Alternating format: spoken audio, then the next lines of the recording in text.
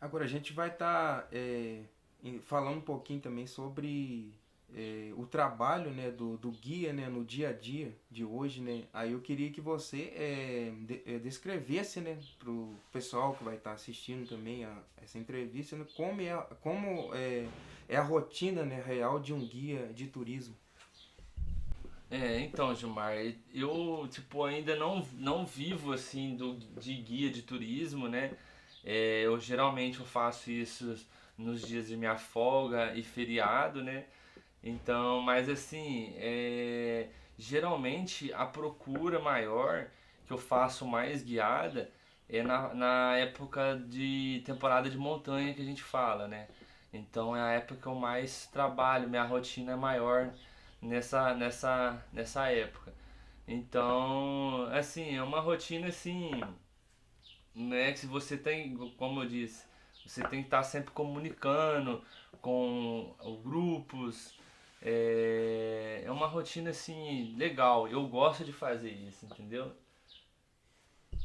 Qual a parte mais desafiadora e mais gratificante do seu trabalho? A mais, vamos dizer assim, a mais desafiadora é o que acontece? Você se organizar, vamos dizer assim, não é questão de desafio você ter organização ali. É a questão de você querer fazer tudo para dar certo. Essa é a parte assim, que eu fico mais trabalhando na minha cabeça. Nossa, tudo tem que dar certo, entendeu?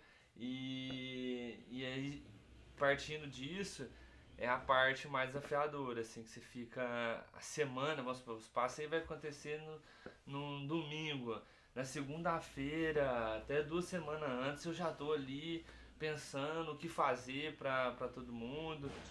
E a parte mais, vamos dizer assim, a parte mais gratificante pra mim é quando todo mundo chega lá no pico, né? Todo mundo chega na montanha e estão ali todos exaustos ali, mas com assim aquela aquela força assim e aquele agradecimento, sabe, cara? De nossa, obrigado por agradecendo a gente, agradecendo a montanha, agradecendo tudo, né? Agradecendo a Deus.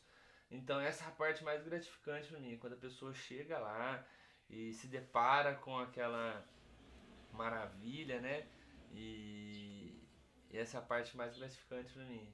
Explica para quem não sabe o que é ecoturismo na prática. O ecoturismo é, é uma área assim, tipo, voltada à atividade outdoor, né? Atividade ao ar livre, né? E a gente trabalha mais na parte de preservação, né? A gente tenta orientar de todas as formas a questão do menor impacto possível dentro daquele ambiente que você vai fazer a atividade, né? Então, o ecoturismo se resume a isso, né? Você está preservando, você está ensinando a pessoa ali sobre, tipo, a questão de levar o menor impacto possível, né? Tem pessoas que trabalham com ensinamento de plantas, entendeu? Tem guias que trabalham mais com esse ensinamento de também de estar falando sobre a fauna, sobre a flora. Então, essa é a parte do ecoturismo, né? Mas o principal ponto é você estar levando o conhecimento da preservação local daquele ambiente. Marquinho, você poderia estar falando, né, que pro pessoal que vai estar assistindo essa entrevista sobre o PESP, né? O que seria o PESP?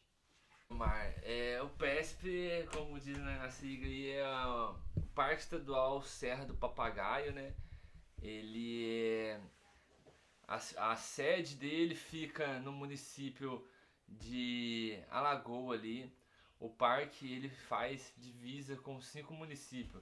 Ele pega a Aerooca, Baipendi, Pouso Alto, Alagoa e Itamonte.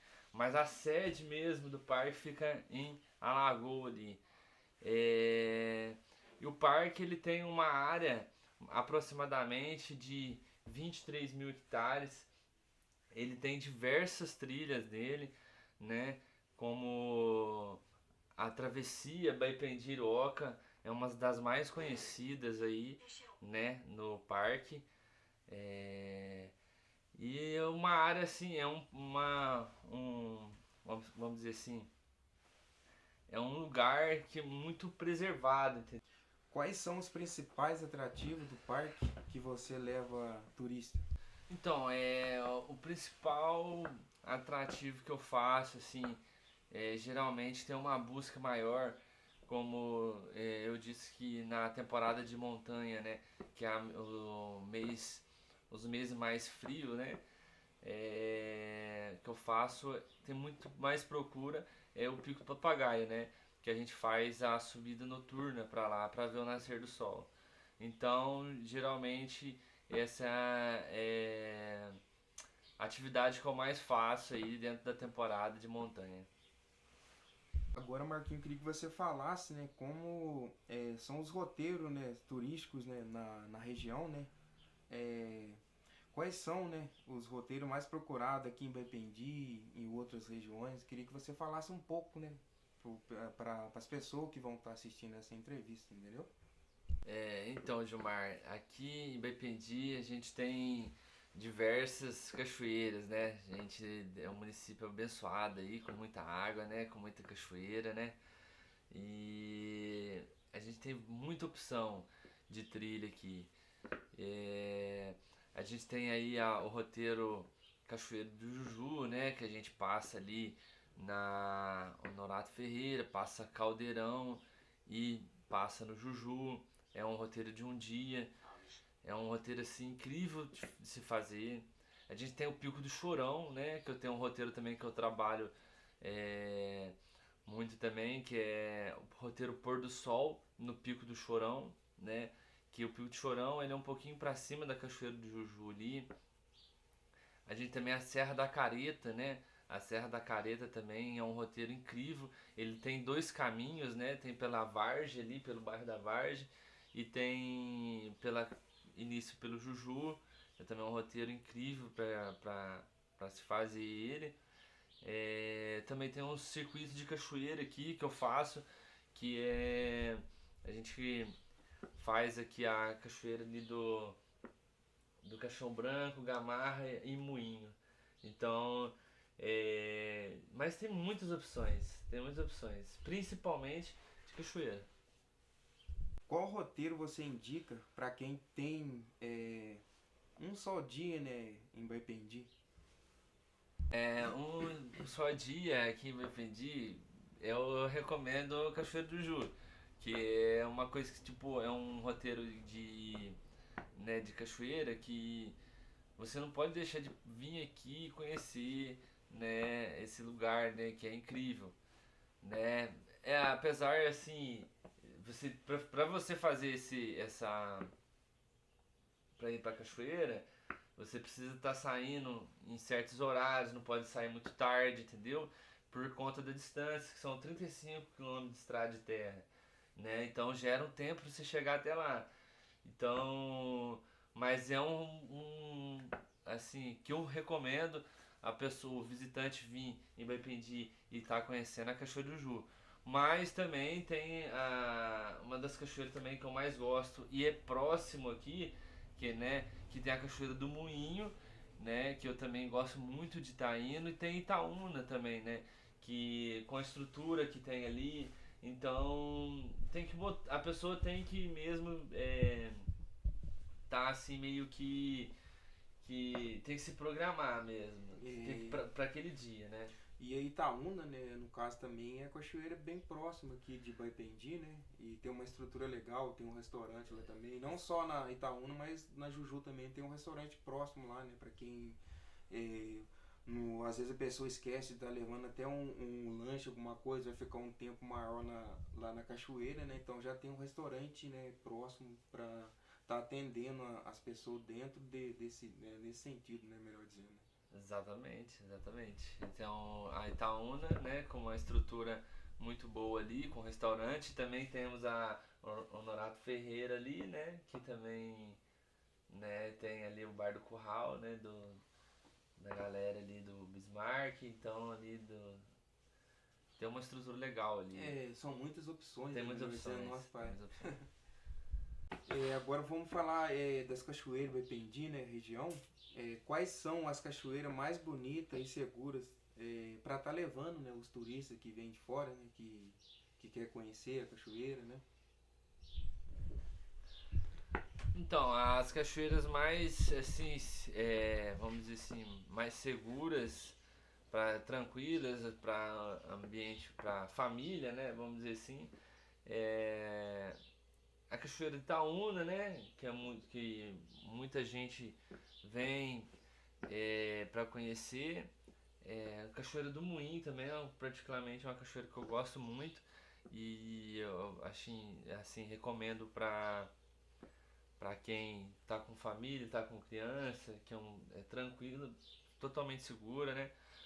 É, e as cachoeiras assim, e a do Juju também, que é uma cachoeira muito tranquila também, vamos dizer assim. É, todas as cachoeiras têm seu risco, né? Vamos dizer assim, a gente está num ambiente natural, mas muito assim, pouco risco.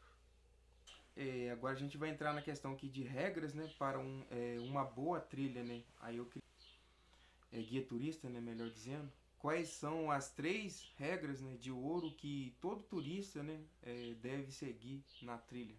Bom, as 3 regras de ouro, a primeira, né, a mais importante de todas, é que você leve seu lixo de volta, né? A gente vê aí a gente pega umas trilhas aí, a gente vê muito lixo, cara, muito lixo na montanha, lixo na cachoeira, e isso desanima, viu, rapaz? Isso daí, eu acho que é o seguinte, é uma coisa simples, né, que a gente pode fazer e todo mundo consegue fazer, cara. Então é você pegar a sua sacolinha de lixo, tudo que você levou, tudo que você, lixo orgânico, lixo material, tudo isso tem que trazer de volta, não tem jeito, cara. Então essa é a principal regra para você tá fazendo uma trilha. A segunda regra é respeitar, né, o ambiente, respeitar, né, onde você tá ali, né, você tem que ter esse respeito, né, com o ambiente, né. Então, questão que já entra o lixo também. E a terceira regra, cara, é você conhecer, você pesquisar o roteiro, né, que você vai fazer, né, a atividade que você vai fazer. Aí eu vou fazer uma trilha, eu quero fazer uma trilha lá pra Serra da Careta. Então você pesquisar condicionamento físico, saber se você está apto. E isso também o próprio guia vai te orientar, né, sobre isso, né? Mas você está preparado. Aí tem uma pergunta aqui também que o pessoal pediu para colocar aqui. Você pode fazer trilha de chinelo? Olha, cara. É uma coisa, é uma coisa estranha, né? Eu acho que não vai combinar muito bem, não, né? Ó, eu vou falar pra você, cara. Trilha de chinelo.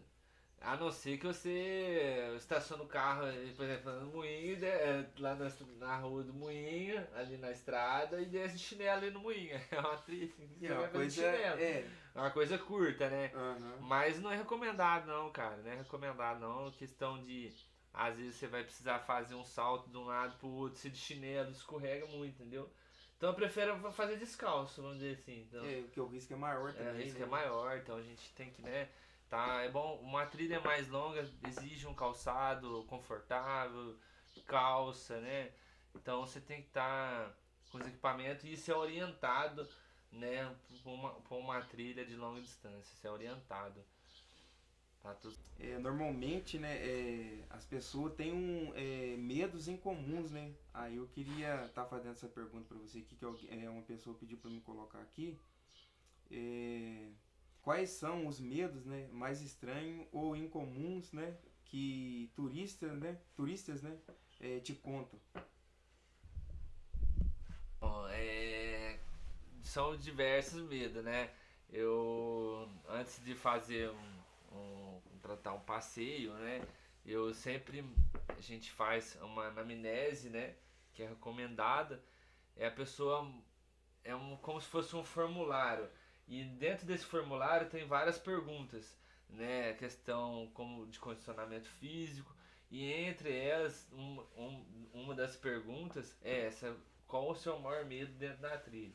O que o pessoal sempre, em primeiro lugar, né, que aparece pra mim é a cobra, né? O medo de cobra, de serpente, né? A maioria tem medo de cobra.